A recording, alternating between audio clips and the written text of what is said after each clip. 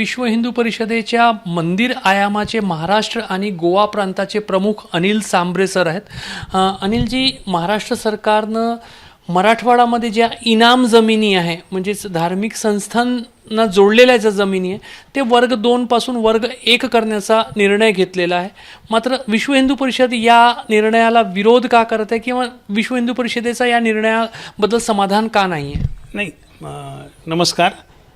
मराठवाड्यातल्या या जमिनी मंदिरांच्या आहेत त्या ऐतिहासिक काळापासून मंदिरांच्या ज्या वर्षभर चालणारे कार्यक्रम असतात, व्यवस्था असतात, उत्सव असतात, त्यांच्या खर्चाची तजवीज म्हणून ही त्यांनी वेगवेगळ्या राजे महाराजांनी, भक्तांनी, भाविकांनी दिलेली आहे.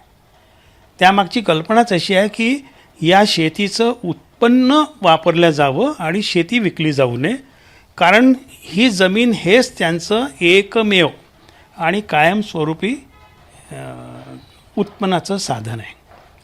आणि अनेक वर्षांपासून कोणत्याही सरकारच्या मध्यस्थी शिवाय किंवा कोणाच्या हस्तक्षेपाशिवाय किंवा सरकारला त्यात काहीतरी मागे लागल्याशिवाय, पैसे दिल्याशिवाय ही सिस्टीम चालत आलेली आहे. आणि आत्ता ज्या पद्धतीने याचा निर्णय झालेला आहे,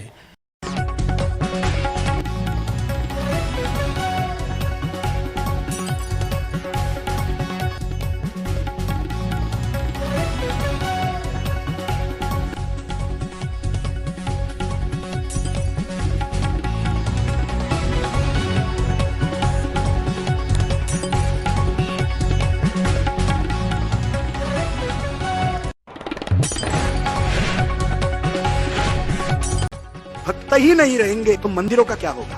हिंदू आबादी ही नहीं रहेगी तो मंदिरों का क्या होगा?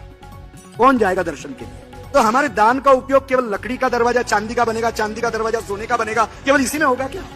धर्म के प्रचार के और धर्मांतरण को रोकने की गतिविधियां हाथ में लेना और हमारा समाज शक्तिशाली बने, ऐसा समय ही इस देश में पुनः न आए कि मंदिर तोड़ने वाली शक्तियां यहां पर प्रबल हो जाए। ये मंदिरों का काम है। नए नए मंदिर बनेंगे, मगर ये वातावरण कौन बनाएगा कि ये मंदिर पुनः नहीं टूटेंगे?